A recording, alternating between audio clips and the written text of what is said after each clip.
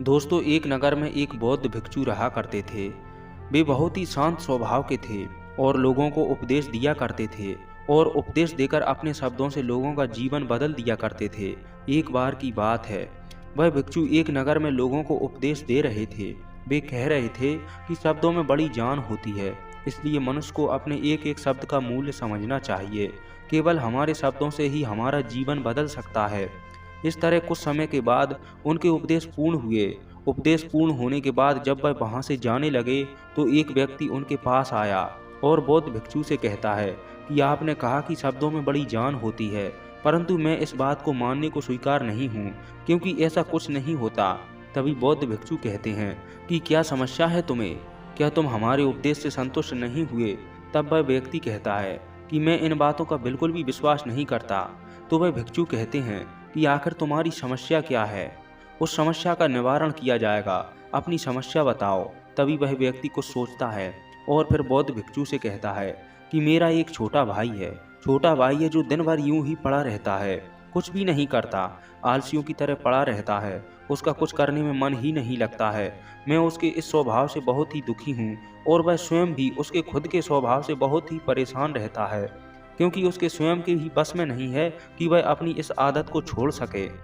तभी वे बौद्ध भिक्षु कहते हैं कि कहाँ है तुम्हारा भाई? चलो मुझे उसके पास ले चलो। तभी वो युवक बौद्ध भिक्षु को साथ लेकर चल देता है। वह युवक भिक्षु को एक खेत में ले जाता है और अपने भाई की तरफ इशारा करते हुए कहता है कि हे गुरुवर, यही है मेरा भाई जो गांव में आलस और मक्कारी के लिए प्रसिद्ध है। आप कहते हैं कि शब्दों में बड़ी शक्ति होती है, शब्द लोगों की जिंदगी बदल कर रख देते हैं, तो दिखाइए शब्दों की शक्ति और मेरे भाई को सही रास्ते पर लाइए। वह बौद्ध भिक्षु उस आलसी युवक को ध्यान से देखते हैं। वह युवक पेड़ की छांव में आराम से सो रहा था। उस बौद्ध भिक्षु ने उस युवक के पास जाकर उसके सिर पर हाथ फेरते हुए कहा, उठो बेटा, यह सोने का वक्त नहीं है। तभी वह युवक अपनी आंखों को खोलता है और पहले थोड़ा आश्चर्य में पड़ जाता है कि कौन है जो मुझसे इतने प्यार से बात कर रहा है। आज तक किसी ने अभी मुझसे ऐसे बात नहीं की। तभी वह युवक पूछता है कि हे गुरुवर, आप कौन हैं? बौद्ध भिक्षु कहते हैं कि बेटे, यही मैं तुमसे पूछ रहा हूँ कि तुम कौन हो, तुम्हारा उद्देश्य क्या है और तुम क्या कर रहे हो। तभी वह लड़का जोर जोर से हंसने लगता है और कहता है कि यदि आपको मेरे बारे में जानना है तो आप गांव में जाइए और किसी से भी मेरे बारे में पूछिए। वे आपको बता देंगे कि मैं आलसी, मक्कार, कामचोर और जिंदगी में नाकामयाब इंसान हूँ। तो आपको मेरे बारे में पता चल जाएगा कि मैं कैसा इंसान हूँ और कौन हूँ। तभी वह बौद्ध भिक्षु मुस्कुराए और कहते हैं कि मेरी बात ध्यान से सुन लो। मेहनती इंसान के खुद के शब्द उसको अंदर तक चोट पहुंचाते हैं, इसलिए कभी भी अपने आप को कोसो मत, अपने शब्दों को सुधारो। और मेरी यह दूसरी बात भी सुन लो, मैंने और गांव वालों से तुम्हारा परिचय नहीं पूछा कि तुम कैसे हो और कौन हो। मैं तुमसे पूछ रहा हूँ कि तुम कौन हो, लेकिन तुमने तो तुम्हारी आदतें मुझे बताई हैं। आलस तुम्हारी पहचान नहीं, तुम्हारी आदत हो सकती है, इसलिए खराब इंसान नहीं, उनकी आदतें होती हैं। इसलिए बेटा, तुम आलसी और मक्कार नहीं हो, बल्कि तुम्हारी आदतें हैं। बस इतनी सी बात है जो लोग नहीं समझ सकते। इतना सुनकर वह लड़का थोड़ा आश्चर्यचकित हो गया, क्योंकि इससे पहले लोग उसे आलसी, मक्कार या फिर कामचोर ही कहा करते थे। उन बौद्ध भिक्षु की यह बात सुनकर उस लड़के की आंखों से आंसू आ गए। वह लड़का बौद्ध भिक्षु के चरणों में गिर पड़ता है और कहता है कि हे गुरुवर, आप सत्य कह रहे हैं। ये वास्तव में मेरी आदत है और यह ऐसी आदत बन गई है जो मुझे कोई भी काम नहीं करने देती। जब भी मैं कुछ काम करता हूँ तो मेरा मन किसी और दिशा में भागने लगता है। कभी भी मेरा मन किसी एक काम में स्थिर नहीं रहता है। इसलिए मैं अपने मन की शांति के लिए सो जाता हूँ और दिन भर ऐसे ही गुजर जाता है। मैं क्या करूँ, कैसे करूँ, मुझे कुछ भी समझ में नहीं आ रहा। जब भी मैं किताबें पढ़ने बैठता हूँ तो मुझे नींद आने लगती है। मन में कुछ अजीब सा दर्द महसूस होता है। ऐसा लगता है कि मेरा जीवन यूं ही गुजर रहा है। और जब मैं यह दुख बर्दाश्त नहीं कर पाता हूँ तो मैं सो जाता हूँ, ताकि मैं जब उठूँ तो मुझे दर्द महसूस ना हो। और अब तो मुझे यह भी यकीन हो गया है कि मैं इन आदतों से निकल ही नहीं सकता हूँ। यह आदत मेरे जीवन से जा ही नहीं सकती हैं। मैं इन्हें नहीं छोड़ सकता हूँ। तभी वे बौद्ध भिक्षु उस लड़के से कहते हैं कि बेटा, यदि तुम इन आदतों से निकलना चाहते हो तो मैं तुम्हें एक रास्ता बताता हूँ, लेकिन अगले दिन सुबह तुम्हें मुझसे मिलना होगा, तभी मैं तुम्हें वह तरीका बता पाऊंगा। यदि तुम वह तरीका सीखना चाहते हो तो तुम कल मेरे पास आना। इतना कहकर वे बौद्ध भिक्षु वहां से चले गए। परंतु उन बौद्ध भिक्षुओं के जाने के बाद उस लड़के के कानों में उन बौद्ध भिक्षु की बातें गूंज रही थी। वह सोच रहा था कि आखिर वह कौन सा रास्ता बताएंगे, वह कौन सा मार्ग उसे बताएंगे जिससे कि वह उसकी आदतें छोड़ देगा। यह सोचते सोचते रात हो जाती है। वह रात भर करवट बदलता रहता है और सोचता रहता है। समय गुजरता गया और सुबह हो जाती है। सुबह होते ही वह लड़का उन बौद्ध भिक्षु के कहे अनुसार उनके पास जा पहुंचता है और उन्हें प्रणाम करता है और कहता है कि हे गुरुवर, अब जल्दी से मुझे वह रास्ता बता दीजिए जिससे कि मैं इन आदतों को छोड़ सकूं और मैं जीवन में कुछ कर सकूं। तभी वे बौद्ध भिक्षु उस लड़के से कहते हैं कि बेटा, जब भी तुम्हारा मन दुविधा में हो और तुम निर्णय ना ले पा रहे हो, तुम्हारे मन में तरह तरह के प्रश्न उठ रहे हो कि मैं क्या करूं, कैसे करूं, इस कार्य को पूर्ण कैसे करूं, ये कार्य कैसे पूर्ण हो पाएगा, तब तुम वास्तविकता में अपने अतीत में सोच रहे हो कि पिछली बार तुम्हारे साथ क्या हुआ या अतीत में तुमसे लोगों ने क्या कहा था। तो आज से तुम कभी भी अपने अतीत से नहीं बल्कि भविष्य से सोचो। तभी वह लड़का कहता है कि भविष्य से कैसे? तो वह बौद्ध भिक्षु जवाब देते हैं कि मान लो तुम्हारे पास वह हर चीज़ है जिसकी तुम्हें ज़रूरत है, तुम्हारे पास किसी भी चीज़ की कमी नहीं है, तो ऐसे में तुम क्या करोगे, तुम क्या करना चाहोगे? तो ऐसा सुनकर वह लड़का असमंजस में पड़ गया, क्योंकि आज तक गांव वालों ने सिर्फ उसे ताना ही मारे थे। इस तरह उसे किसी ने नहीं समझाया था और वे बौद्ध भिक्षु उसके जीवन के बारे में उससे बात कर रहे थे और वह सोच में पड़ गया। वह अपने आप से प्रश्न करने लगा कि वास्तव में यदि मेरे पास सब कुछ होता, किसी भी चीज़ की कमी ना होती, तो मैं क्या करता, धन की सभी सुख सुविधाएं होती, तो मैं कैसे जीवन व्यतीत करता। कुछ देर सोच विचार करने के बाद वह बौद्ध भिक्षु से कहता है कि हे गुरुवर, मैं इस दुनिया में घूमना चाहता, मैं पहाड़ों पर चढ़ना चाहता, इस संसार को देखूंगा और मैं बहुत बड़ा व्यापारी बनना चाहूँगा। तभी अचानक उस लड़के का ध्यान टूट जाता है और वह उन बौद्ध भिक्षु से कहता है कि हे गुरुवर, परंतु यह सब कैसे संभव होगा? मेरे मात्र सोच लेने से तो यह सब संभव होगा नहीं, इसके लिए कुछ करना ही पड़ेगा। ऐसा कहते ही उसके अतीत की सारी घटनाएं उसके आंखों के सामने से गुजरने लगती हैं और एक बार फिर वह चिंता में पड़ जाता है और निराश होने लगता है। वह सोच में पड़ जाता है कि मेरे पास तो पैसे भी नहीं हैं, कोई व्यापार करूं तो कैसे शुरू करूंगा, ना ही मुझे व्यापार करने का कोई अनुभव प्राप्त है। ऐसी स्थिति में मैं यहाँ से कैसे निकल सकता हूँ? तभी वह बौद्ध भिक्षु कहते हैं कि बेटे, तुम ऐसा करो, जब भी तुम रात को सोते हो तो अपना काम निर्धारित कर लो कि कल तुम्हें यह काम करना है और यह काम किसी भी हालत में पूर्ण करना है। एक निर्धारित काम निश्चित कर लो और अगले दिन जैसे ही सुबह हो अपने काम में लग जाओ और उस काम को पूर्ण करने के बाद ही आराम करो। ऐसा अपना एक लक्ष्य बना लो। तभी वह व्यक्ति कहता है कि मेरा मन और शरीर आलस से भरा हुआ है, मैं यह सब कैसे कर सकता हूँ?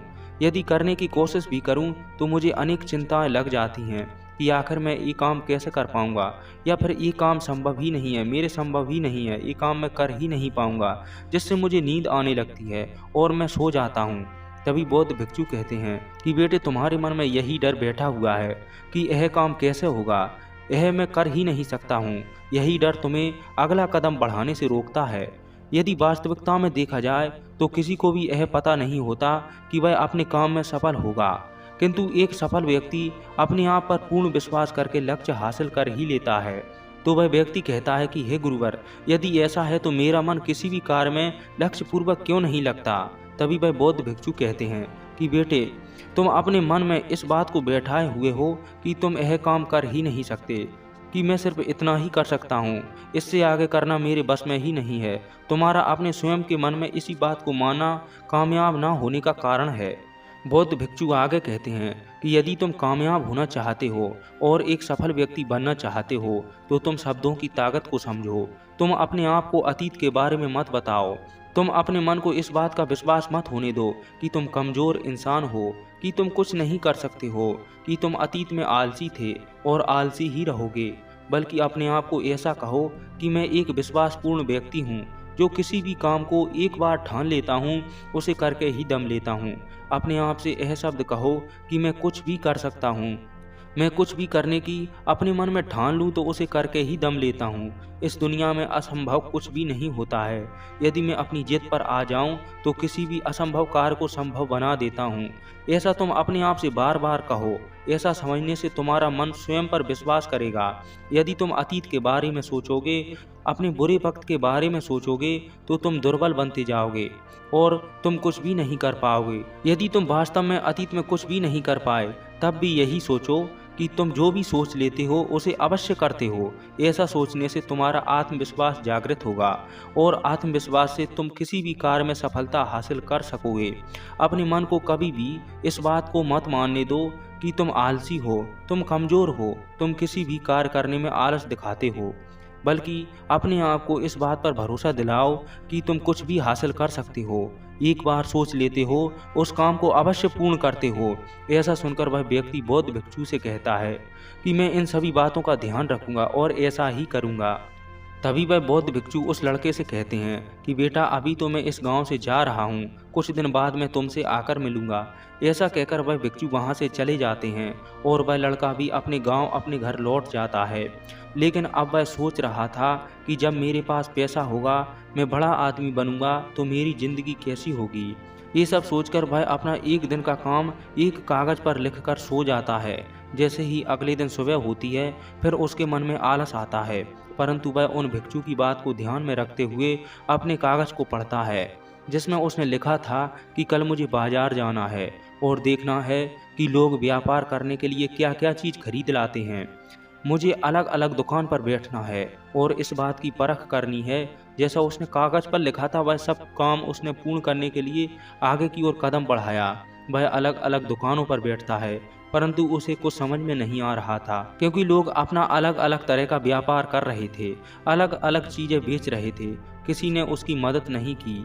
वह बहुत उदास हो गया था और निराश होकर घर वापस लौट आया। घर आकर वह सोचने लगा और उस भिक्षु की बात याद आई कि अपने आप पर विश्वास रखो। उसे वह सकारात्मक विचार याद आए। उन्हें वह सुबह शाम को दोहराने लगा। देखते ही देखते उसे 1 महीना बीत जाता है, लेकिन उसके जीवन में अभी तक कोई भी बदलाव नहीं आया, जिसके कारण उसके मन में एक अलग ही चिंता जन्म लेने लगी कि अभी तक मैं कुछ भी नहीं कर पाया हूँ। परंतु उसे यह सोचकर सुकून महसूस होने लगा कि अब वह पहले से बहुत बेहतर कुछ करने लगा है। कम से कम चलने फिरने तो लगा है, कम से कम एक जगह पर पड़ा तो नहीं रहता है। उसका आलस तो दूर हो गया है। उसका दिमाग अब अच्छी तरह से काम कर रहा है। धीरे धीरे उसे समझ में आने लगा कि लोग आगे बढ़ते हैं, कामयाब होते हैं, उनकी सोच में कितना अंतर होता है। वह हमेशा शक्तिशाली विचार अपने मन में लाते हैं। दूसरों की छोटी छोटी सोच और डर से वह कभी भी प्रभावित नहीं होते हैं। जब भी उनके ऊपर कोई समस्या आती है तो वह घबराते नहीं हैं। वह उस समस्या का समाधान करने के लिए विचार करते हैं और समस्या से निकलने का मार्ग खोजते हैं, ना कि अपना काम वहीं पर छोड़ देते हैं। वह केवल खुद पर विश्वास रखते हैं और अपना आगे कदम बढ़ाते हैं। जब उसे यह बात समझ में आने लगी तो वह धीरे धीरे अपने कदम आगे बढ़ाने लगा। अब वह कभी खाली नहीं बैठता। जब भी फ्री टाइम मिलता तो किसी न किसी काम में लग जाता। दिन भर कुछ न कुछ सीखने समझने में ही बिताता। व्यर्थ में एक पल भी बर्बाद नहीं करता था। एक दिन उस गांव में एक मसाले का व्यापारी आया। उसे एक ऐसे पढ़े लिखे व्यक्ति की जरूरत थी जो उसके व्यापार का हिसाब कर सके, जो उसके माल की गिनती कर सके और पैसों का हिसाब रख सके। वह लड़का अपने लक्ष्य को जानता था कि उसे क्या पाना है। उसे समझ में आ गया था कि इस काम को करने से उसे बहुत कुछ सीखने को मिलेगा, उसे बहुत कुछ अनुभव प्राप्त होगा। वह जानता था कि इस काम में उसे बहुत कम पैसा मिलेगा, परंतु फिर भी वह उस काम को करने के लिए तैयार हो जाता है और वह उस मसाले के व्यापारी के साथ काम करने लगता है, उसके व्यापार में उसकी मदद करता है। ऐसा करते करते उसे कई महीने बीत जाते हैं और उस व्यापारी को भी उस लड़के पर विश्वास हो गया था कि यह लड़का काफ़ी समझदार है, जिससे वह उसे अपने व्यापार की सभी जिम्मेदारियां सौंप देता है। उस लड़के को मसाले के व्यापार में करीब 1 साल बीत जाती है और उसे व्यापार करने का पूरा अनुभव प्राप्त हो जाता है, जिससे वह अपना एक अलग ही व्यापार करने के लिए मसाले के व्यापारी से कहता है कि मैं एक अपना अलग ही व्यापार शुरू करना चाहता हूँ, जिससे वह व्यापारी उस लड़के का साथ भी देता है। और देखते ही देखते उसने अपना खुद का व्यापार शुरू कर दिया, जिसमें वह तरह तरह की चीज़ें अपने व्यापार में बेचने लगता है। व्यापार करते करते उसे 3-4 वर्ष बीत जाती हैं और वह उस नगर का सबसे बड़ा व्यापारी बन जाता है। जब वह गांव लौटता है तो लोग उससे तरह तरह के प्रश्न पूछते हैं कि तुम इतने कैसे बदल गए। तभी वह उन बौद्ध भिक्षु की शब्दों वाली ताकत तथा सारी कहानी उन्हें सुना देता है और इस प्रकार अपनी सफल जिंदगी जीने लगता है। तो आज की इस वीडियो में आपको अवश्य ही कुछ सीखने को मिला होगा।